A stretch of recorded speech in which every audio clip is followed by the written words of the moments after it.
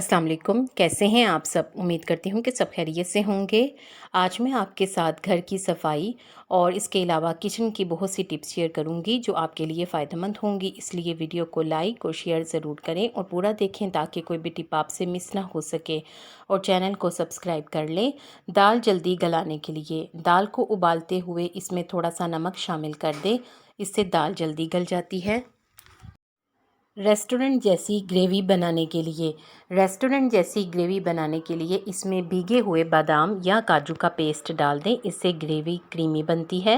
बिरयानी का चिकन टूटने से बचाने के लिए चिकन को थोड़ा सा नमक और दही लगाकर मैरिनेट कर लें और फिर इसे मसाले में डालें, इससे चिकन अंदर से गल जाता है और जूसी और मज़ेदार बनता है। शीशे के बर्तनों की चमक बढ़ाने के लिए इन्हें धोने के बाद सिरके वाले पानी में खंगाल लें, तो इससे इनकी चमक में इजाफा हो जाता है। नरम और मुलायम आटा गूंदने के लिए आटा गूंदने से पहले परात में थोड़ा सा तेल लगा लें और फिर इसमें आटा डालकर गूंदें। इससे आटा ना तो परात के साथ चिपकेगा बल्कि नरम और मुलायम बनेगा।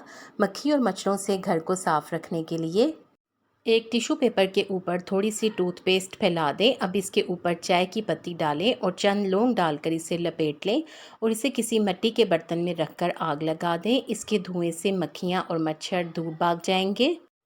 गंदे नल की सफाई के लिए एक बर्तन में थोड़ी सी टूथपेस्ट और सफ़ेद सिरका मिलाएं, अच्छे से मिक्स करें और इसे गंदे नल पर लगाकर थोड़ी देर के लिए छोड़ दें, फिर रगड़ कर साफ़ कर लें। गंदा नल बिल्कुल साफ़ और चमकदार हो जाएगा।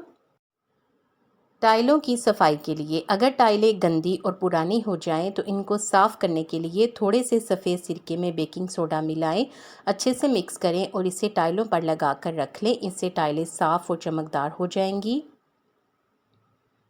सब्ज़ी रखने वाली प्लास्टिक की टोकरी को साफ़ करने के लिए पानी में सफ़ेद सिरका, बेकिंग सोडा और बर्तन धोने वाला साबुन मिलाएं, अच्छे से मिक्स करें और इसमें टोकरी को कुछ देर के लिए छोड़ दें। थोड़ी देर के बाद टोकरी को रगड़कर साफ़ कर लें, टोकरी से तमाम गंदगी और मैल साफ़ हो जाएगी। अगर केक का बैटर गाढ़ा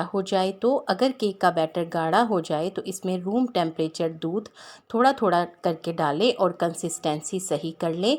अगर सब्ज़ी खट्टी हो जाए तो इसके जायके को बेहतर करने के लिए थोड़ी सी मिकदार में गुड़ या चीनी डाली जा सकती है।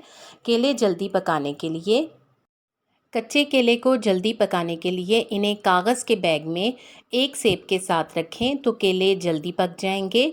आप भी इसको ज़रूर ट्राई करके देखें। फूल गोभी को पकाने से पहले इसे नमक मिले पानी में थोड़ी देर के लिए भिगो कर रखें, इस तरह इसमें मौजूद तमाम कीड़े बाहर निकल जाएंगे। अगर चावल उबालते वक्त आपस में चिपक जाएं तो इसके लिए जब आप चावल उबाल रहे हों तो इसमें चंद कतरे नींबू का रस डाल दें, चावल आपस में नहीं चिपकेंगे। हरी सब्ज़ी उबालते वक्त काली पड़ जाए तो अगर हरी सब्ज़ी उबालते वक्त काली हो जाए तो इसके पानी में थोड़ी सी चीनी डाल दें, हरा रंग बिल्कुल वैसा ही रहेगा। अगर चावल में नमक कम रह गया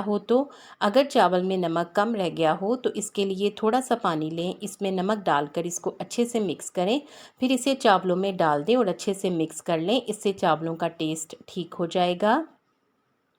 अगर भिंडी पकाते हुए चिपचिपी हो जाए तो अगर भिंडी बनाते वक्त चिपचिपी हो जाती हो तो इसमें थोड़ा सा बेसन डाल दें, भिंडी क्रिस्पी बनेगी।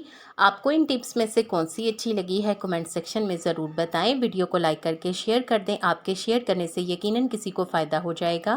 उम्मीद है कि आपने चैनल को सब्सक्राइब कर लिया है, अगर अभी तक नहीं किया तो सब्सक्राइब करके बेल आइकॉन ज़रूर प्रेस कर दें। आप सबका बेहद शुक्रिया।